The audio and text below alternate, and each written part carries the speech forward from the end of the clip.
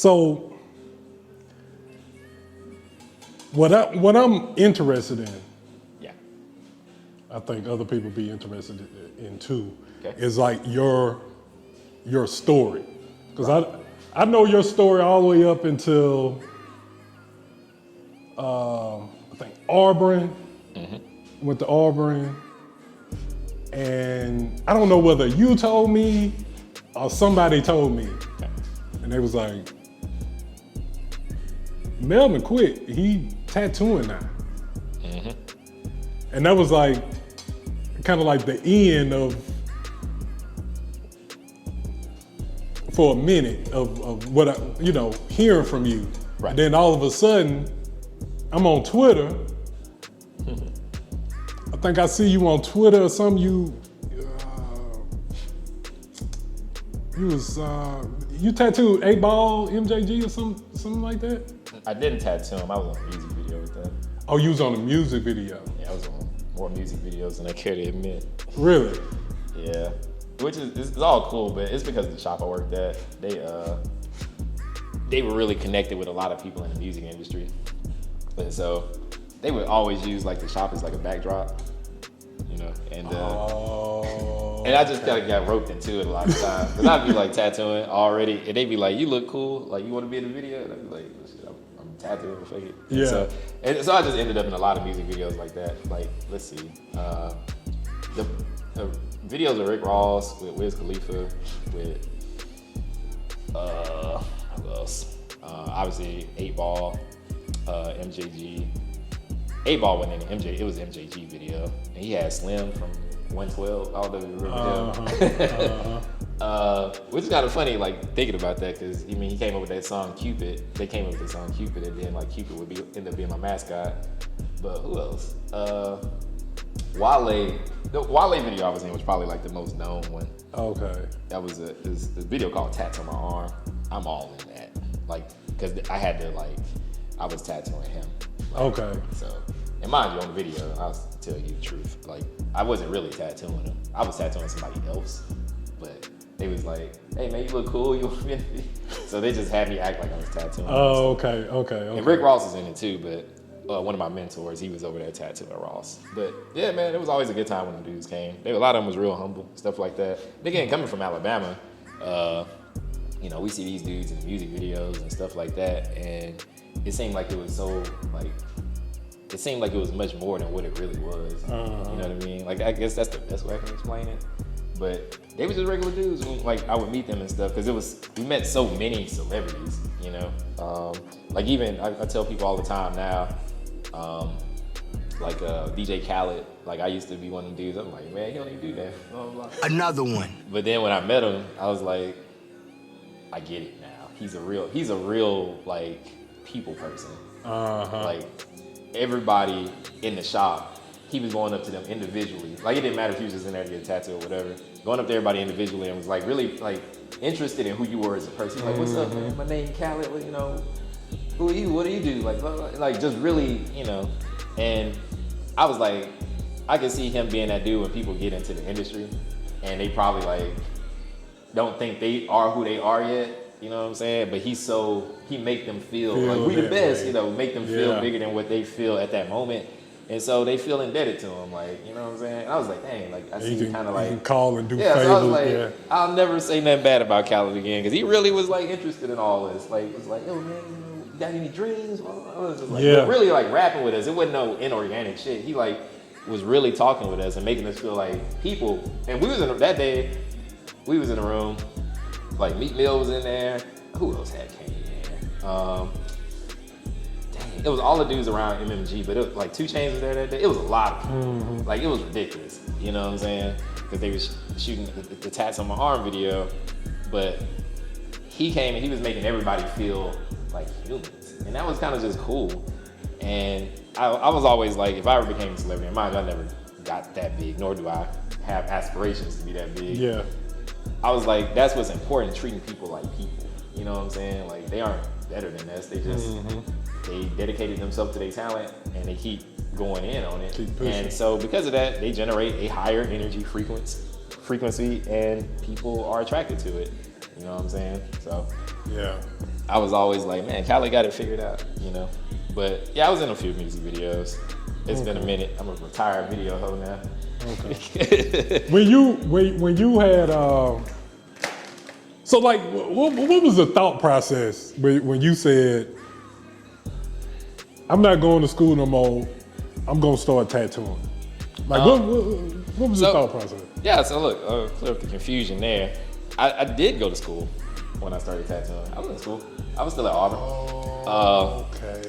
Let me hit it with this real quick. Yeah, go ahead. And then I'll elaborate.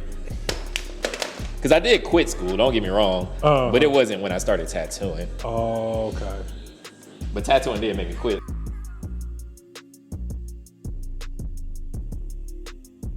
Back to it. So yeah, dude, look, I got this thing on lean, bro. Hold on, let me try because this is distracting me. You know what, let me put it here.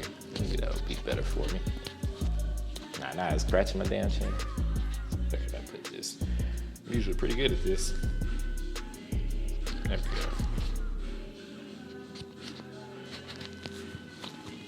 I keep putting it in all the places it's gonna lean. All right, there we go. I'm good. All right. Yeah. So, all right. So my history with tattooing.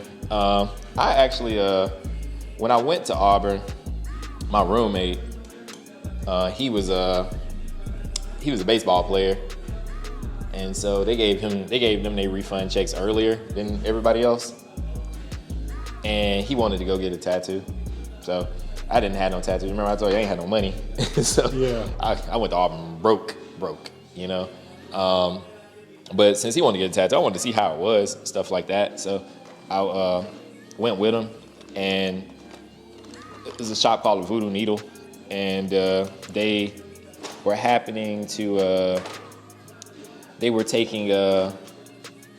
looking for apprentices. So I applied. I could already draw. They hired me that next day, and that's what I was. And so I spent my freshman year, I was in an apprenticeship with them.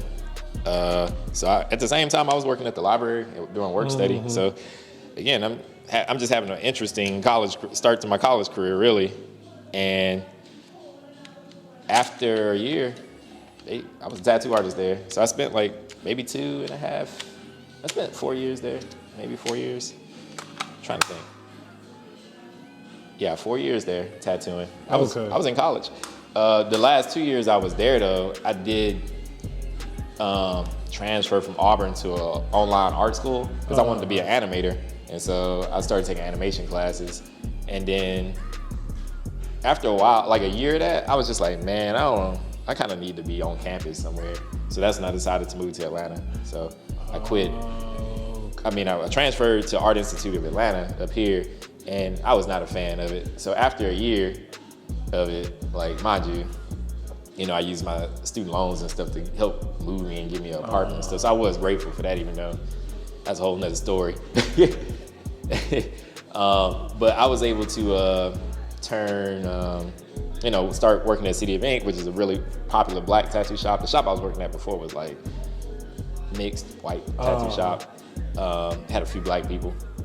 But after a while, they was telling me, they was like, you're gonna end up quitting because you're gonna be making too much money. And they was right. After like a semester, that's when I finally quit. And that was in 2008. So I went to college in 2003. So I had a nice stint in college. But once I like really gave into tattooing, I was really, really like in it. Like I was like, if I'm gonna do it, I want to be one of the best, To do it, yeah. Mm-hmm. So once I made that decision and really held strong to it, it was a wrap.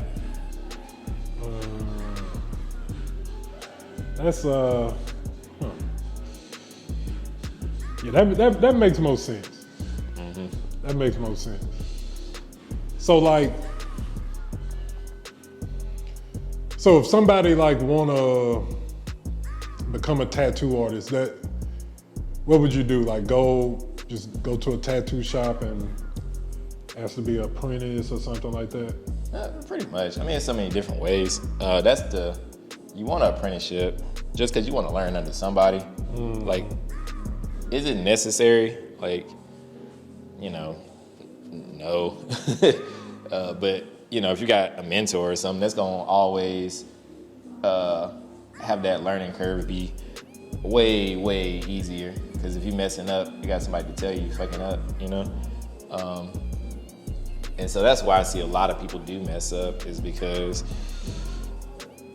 you know, they get a few no's from these shops, and then they be like, I'm gonna just do it on my own. But it's like, when you decide to do that, you are pretty much saying, I'm gonna have a harder road. Yeah. I at least say, if you're gonna go that road, you need to have, I mean, it's the age of the internet. You better have you some tattoo artist homies or something. You know, get cool with them just through being a fan, and shit, get tattoos from them, you know what I'm saying? Like, so they can at least, like, you know, if you're gonna do it on your own, at least, not, I don't even want to say go over, they ain't gonna go all that far, but they can at least tell you if you're doing it, like, good or not. Turn this on. I ain't need all the footage I just got. But yeah, so I had a nice little time in college. Like, I enjoyed college for what it was. Yeah. You know, and really just, you know, being able to kick it with the homies for a little longer for real. You know, obviously, you know, my first serious relationships and stuff like that. And, you know, relationships and love became like the biggest part of my artistic identity. So I needed those experiences from college to damn near have a career for real. Not saying that I like needed them, you know, to have an art career, but they ended up being the topic that I like drawing the most. You know. And so is that how you came up, like, with the brand, with the Loveless brand? Kind of the precursor for it, I would say. I came up with it because I'm bad at breaking up, getting broken up with. And so you would take it hard, or? Yeah, I take it hard. And mind you, it's funny because I'm a more healed dude now, right? And I can, in my healing, I can just admit, like, yeah, I take breakups bad. And not bad in a way of, like, I'm doing dumb shit. Like, dumb shit, like, destructive shit. But dumb shit is like, dang, my heart is taking a little minute to heal. You know what I'm saying? Yeah. Like, I really was in love with that girl. This hurts, you know? Or even, like, I ain't even got to be all the way in love. It could just be like, I miss their presence. You know what I mean? Because you wanted them around for a reason. I just be like, yeah, I miss their presence. And, you know, so it's varying degrees with that, depending on the girl and how our connection was. But I was this girl I was with, and I thought we were gonna get married and stuff like that. And we were young, you know, and she had aspirations for herself. She didn't want to just be Melvin Todd's girlfriend, you know. And now I can respect it. At the time, though, I was like, man, we gonna get back together at any time, like, you know. And it just wasn't happening. And that's when I was like, oh, just because in college I was like, I had like up and down relationships from like the drama I would cause. And I had stopped causing drama with her. Like, I was like a really good guy. And so I thought, like, that's all it took. Like, as long as you're a good dude, your relationship gonna work out. And then that was my first time saying, like, oh, that's not the case. You know, that's not the case. You know, so it kind of fucked me up a little bit. I was like, dang, I was actually like a great guy. And, you know, it still didn't work. And so the lessons that I took from that, because you know what life is all about, like, what do you take from that situation? This is looking kind of cool. I like it.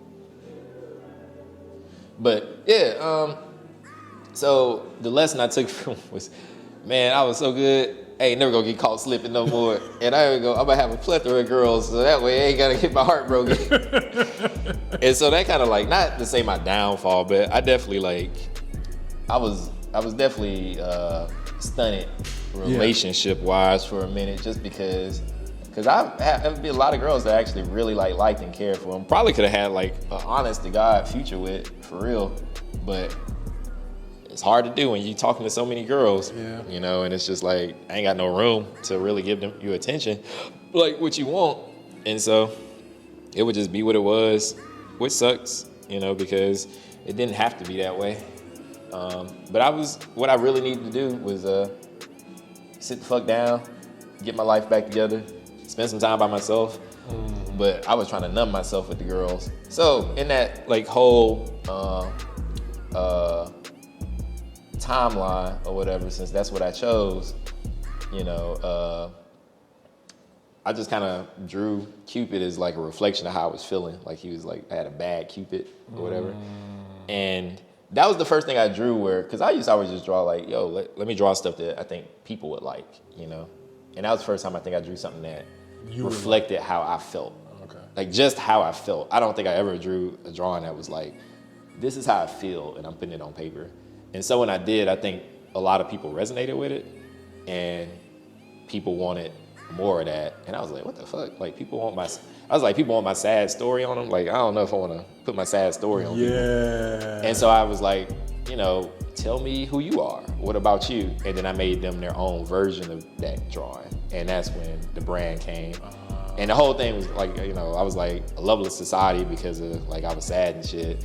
But then it kind of morphed into like the world like kind of tries to mold people into what they want it to be, and people lose themselves. And so it's like, just because we live in a loveless society don't mean that you can't return back to yourself. Like and just show the world who you are and what you love and stuff, regardless of anything. And that's how you become happy. Yeah, I was looking at my yearbook. Okay. A while back, I was looking at my yearbook, and you had signed it. Oh shit, what's up? And you know, everybody else, they kind of, yeah, you know me. They just sign it, they just write something or whatever. Right. You drew something. Right. And I looked at it, I was like, he knew he was gonna try to, you know, do something, succeed at art or whatever. Exactly. And I looked at the drawing and it's kind of like the style. I mean, it still kind of retains some of the loveless style. That's crazy. That's what's up. I like that. Yeah, man. For me, it was definitely this or nothing. Like, you know what I mean? Like, I love art. Like, you know, people say that. I like really fucking love it. Like, that book. I got bookshelves over there, as you can see in the back. Like, them art books. Yeah. I ain't reading all that. That's them art books. That's full of art. You know, I love seeing it. I love seeing people's creativity. I love seeing people's interpretation of the world. And I love being able to show mine, you know what I'm saying? Mm-hmm. And it just really gives me a lot of life, for real. And so I couldn't imagine a life where I wasn't drawing all the time, where I wasn't creating something. And even if I had to be broke, like, that just is what it is, you know? I wasn't taking no for an answer with that. Yeah. You know, and I know with a lot of people, like, that's the fear of being an artist, like, you know, starving artists and stuff like that. And, you know, I've been lucky to be around people who make a nice living off of art. And I also, you know, I look at the universe, God, you know, I got set up into a good situation. Like, tattooing is one of the few art forms where people will spend money, you know, because I draw quite a bit, like stuff like this, and it's hard to sell drawings and paintings and shit, unless like you know, have done the work and you get in galleries and stuff like that. But just like selling them off your Instagram and stuff, like I've been seeing people go through that, and I see how hard it is to do that, you know. It is hard. I wonder why it's so hard to do that.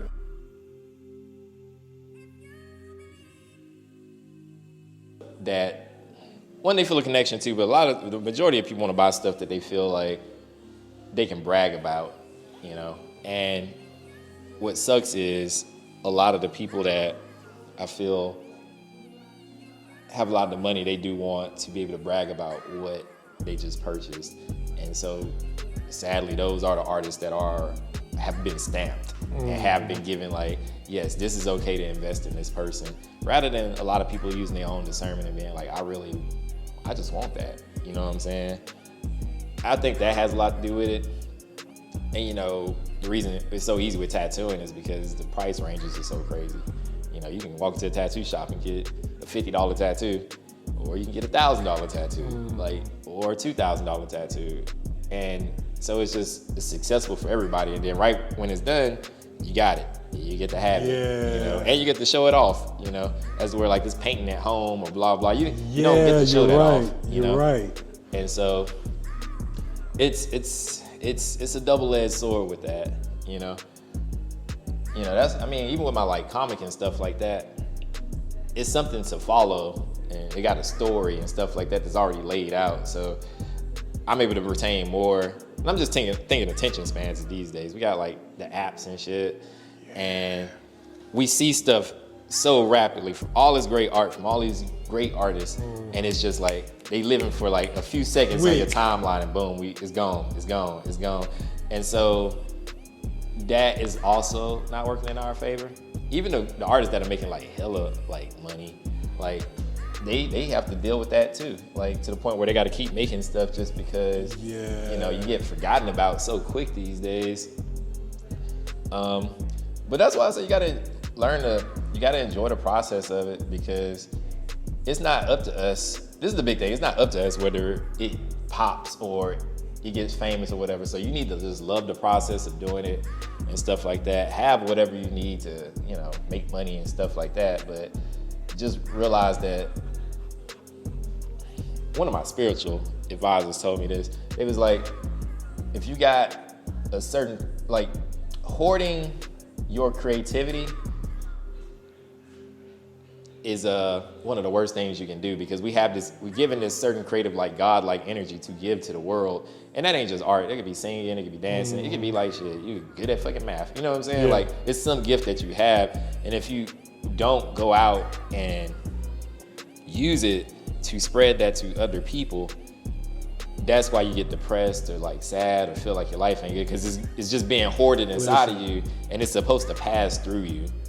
Once I draw this picture, it's done. I get to give it to the world. It's not stuck in me no more. It exists in the real world, and I get to move on to the next thing. Like, more ideas are gifted to me just because it's like I got that out. Yeah.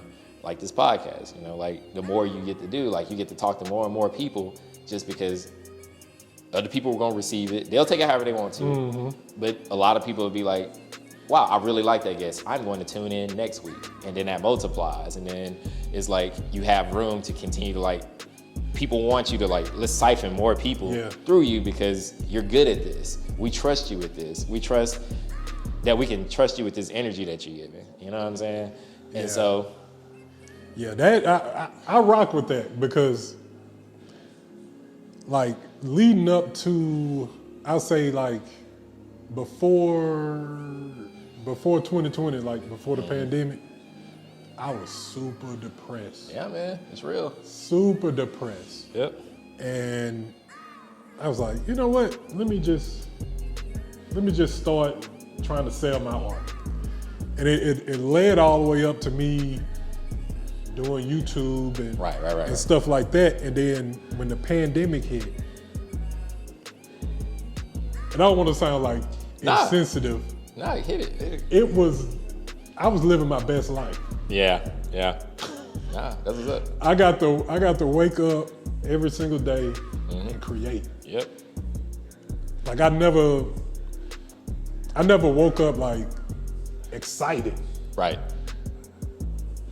But yeah, it's definitely, I found that out, that I need to be creating something in order for me to just, it's like, I don't know, it's like it's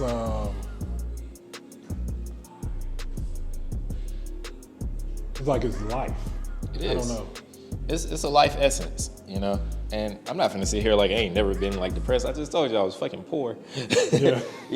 Like I got used to being depressed. Like, yeah. Look, do you remember this? Look, this is a real thing.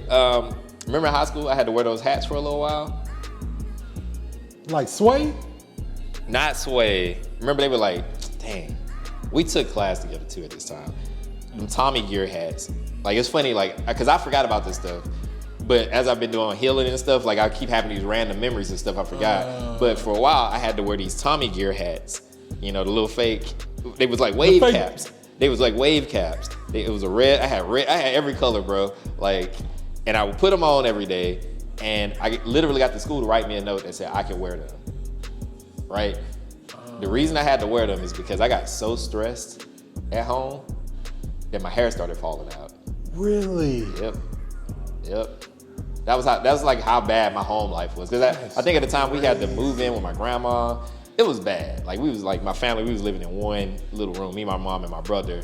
And then my family, I got a real big family on that side. So if you're doing particularly bad, you can move in with Big Mama. But again, my mom, she had 14 brothers and sisters.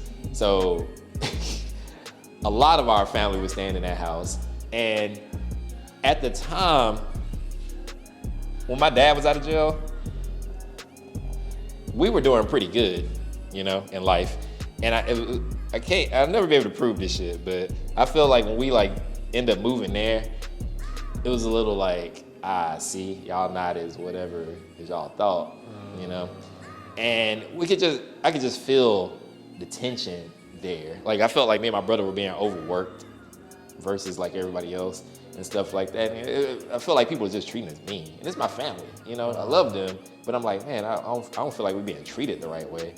And on top of all of the line I was doing just to make sure in my regular life, people didn't know I was as poor as I was and trying to keep up with whatever facade I had.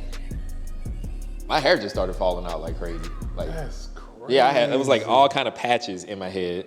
And I was just so embarrassed because at first my cousin was like, she was a barber. And so she was cutting my hair for me every day, like every 2 days, just so people wouldn't see all the patches. But after a while, my head went raw from getting all them fucking haircuts. Yeah. You're not supposed to get fucking 4 haircuts a week. And so I had to let my hair grow, and the patches were just like really evident at that point. And so, yeah, man, I've been depressed, but I had to wear those Tommy gear hats, and all the time, we had LaFleur, everybody like, man, what's under that hat? Why you won't take? I remember Mr. Wooten one day, I think that was his name. It was one of the teachers. I think that was his name. He got real angry at me in the hall. I ain't know this dude or nothing, but he was like, take off that hat. And I was like, I got a note. And he was like, take off the hat. He was going crazy. And it was like the hallway was like flooded, bro. I'm remembering this real time right now. The hallway was flooded, so he swimming through the hallway. Everybody like, man, just take it off, bro. I'm like, man, what's worse? Like this dude coming at me, or all these kids seeing that my head looked crazy, So he finally got close. He was like, take the hat off, son. And I was like, I got a note that said I gotta wear the hat. I was like, I can show you what's under here if you want, but it's bad. And so he saw the note, he was just like, and he saw the look at my face, just like, damn, I really came over here and fucked up. He was like, all right, son, it's all right. And so I was having moments like that for a minute until people just got used to it. They was like, that's the dude that got the note, And sometimes I would show people, and it's funny too that you don't remember this. I'm pretty sure I showed y'all just because y'all was my friends. Yeah, I do. I'm like, if y'all want to see it, I'll show y'all. And the only reaction I got when people saw it was like, oh damn, that's fucked up. All it was is my hair was just out in spots. Now with how I am now, I mean, mind you, we ain't kids no more, but when you're a kid, you care so much about what people think. Yeah, you know what I'm saying? yeah. Now, I just be like, man, I'll fucking be bald headed. I ain't tripping. I'll go to school bald headed. I know niggas will tease me, but I don't really care that much. I want to see my spots. Y'all can if y'all want to. Yeah. But at the time, it was a big deal to me just because I was so shy and I just didn't want to stick out. That was the big thing. That was a big wanted thing to too. blend Bro, in. that's why I had the Jordans and everything. Mind you, I love Jordan and shit, but look what the fuck I got on now. My daughter bought me these Crocs. I don't care. I care about comfort. As long as they ain't Skechers, you feel me? Yeah. But yeah, man, I so I understand depression and stuff like that, but what kept me from never being too down was always that I had art. And that's really for real, And because of that art, I feel like it always gotta just help me get back to base, get back to normal. And so I feel like I owe a lot to art, And that's just how I feel. Yeah. And I think that's why, you just don't want to keep that energy stagnant, like I said. And I think that's why you feel it. That's why you was feeling that way when you was creating like that, It works because it's part of the reason we here is to share our existence, whether that be through a story or whether that be just some kind of way you want to share your life experiences and how you view the world in some kind of way. Make this life worth it. You know what I'm saying? Like, was my life even worth it? There's so many people that die and they be like, man, I wish I would have did this, this, this, and this. I know that I'm on the track in my life where I don't have, like, it might be like, yeah, I wish I'd have made this decision or I wish I would have did that. But as far as like dying and being like, dang, I wish I got all these regrets, I feel like that's not the case. You know what I'm saying? Is I poured into what I wanted to pour into, and it's working for me.